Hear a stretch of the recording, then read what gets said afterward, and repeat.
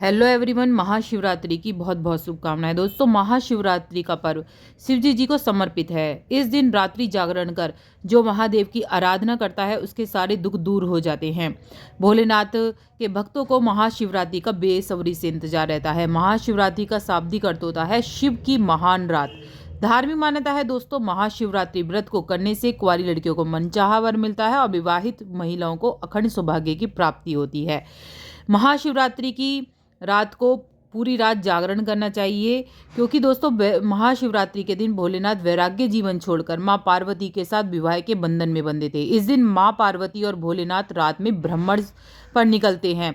ऐसे में जो लोग रात्रि जागरण कर महादेव की आराधना करते हैं उनके सभी दुख दूर हो जाते हैं, जीवन में खुशियों का आगमन भी होता है। दोस्तों, महाशिवरात्रि पर क्या करना चाहिए, क्या नहीं करना चाहिए, सभी बताऊंगी। और कब है महाशिवरात्रि, वीडियो को सब्सक्राइब लाइक जरूर कर लीजिएगा, जिससे आगे वीडियो मिलती रहे आपको। कमेंट में हर हर महादेव जरूर लिखिएगा। दोस्तों, महाशिवरात्रि की रात में ब्रह्मांड में ग्रह और नक्षत्रों की ऐसी स्थिति होती है जिसमें एक खास ऊर्जा का प्रवाह होता है। इस रात ग्रहों का उत्तर गोलार्ध इस प्रकार अवस्थित होता है जो मनुष्य के भीतर में ऊर्जा प्राकृतिक रूप से आती है, यानी कि प्रकृति स्वयं मनुष्य को ऊंचे शिखर पर पहुंचाती है। तो इस रात को आपको रीढ़ की हड्डी सीधी कर कर बैठकर ध्यान मुद्रा में भगवान उनका ध्यान करना है, शिव जी का। पूजा विधि जान लेते हैं दोस्तों। महाशिवरात्रि के दिन सबसे पहले आपको सुबह सुबह उठ जाना है। आपको पहले ही सोच लेना है कि आपको कौन से पहर की पूजा करनी है। 4 पहर भी पूजा होती है, 1 पहर भी कर सकते हैं। आप सुबह मंदिर जाइए, अपने घर में पूजा कर सकते हैं। सबसे अच्छी पूजा मानी जाती है प्रदोष काल की पूजा। अगर आप प्रदोष काल की पूजा करें तो बेहद अच्छी मानी जाती है, क्योंकि भगवान शिव को प्रदोष काल की पूजा बेहद अच्छी लगती है। तो आप शिवलिंग बना लीजिए, मैं वीडियो डालूंगी किस तरह से पार्थिव शिवलिंग बना के आपको पूजा करनी है। सब्सक्राइब जरूर कर लीजिएगा, जिससे आपको वीडियो तुरंत ही मिल जाए। ऑल बेल आइकन को ऑल का बटन दबा दीजिएगा, तो सबसे पहले आप पर वो वीडियो मेरी पहुंचेगी। किस तरह से आपको अभिषेक करना है शाम के समय।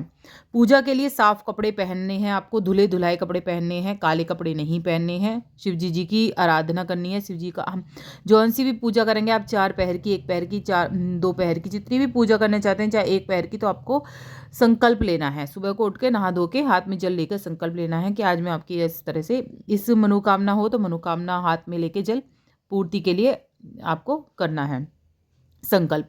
इसके बाद एक चौकी तैयार करनी है। विशेष पूजा होती है तो चौकी जरूर तैयार कर लीजिए। शिव पार्वती की जो शिव परिवार है उसको स्थापित करके पूजा करनी है। शिव जी को कच्चे दूध से स्नान करा सकते हैं, गन्ने के रस से, पंचामृत से, आप इन चीज़ों से आप कर सकते हैं। घी का दीपक जलाना है, देसी घी का दीपक जलाना है आपको।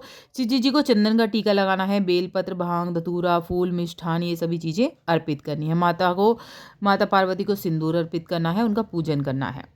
और ये सभी चीज़ें भोग अर्पित करना। सबसे पहले गणेश जी की ही पूजा करनी है आपको, बाद में और शिव परिवार की पूजा करनी है। मंत्रों का जाप करना है, भगवान के प्रिय जो मंत्र होते हैं उनका जाप करना है।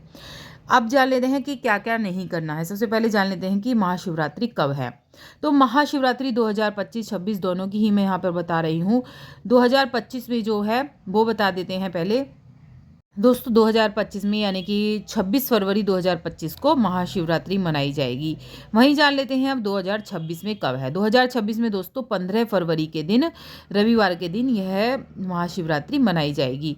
अब जान लेते हैं क्या नहीं करना है आपको महाशिवरात्रि के दिन। एक तो मैंने बताया था कि काले कपड़े आपको भूल कर भी नहीं पहनने हैं। शिवरात्रि पर 3 पत्तों वाला बेलपत्र शिव को अर्पित करना है, कटा फिटा नहीं करना है। डंठल चढ़ाते समय आपकी तरफ होना चाहिए जो बेलपत्री का, और इन चीज़ों का आपको ध्यान करना है।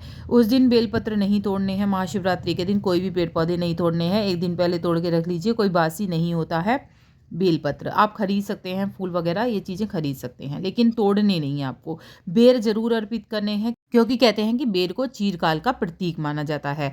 शिवलिंग जी की मूर्ति पर केवल सफ़ेद रंग के ही फूल चढ़ाने हैं। भोलेनाथ को सफ़ेद फूल बहुत प्रिय होते हैं। चंदन का ही टीका लगाना है, कुमकुम का तिलक नहीं लगाना है, तुलसी नहीं चढ़ानी है।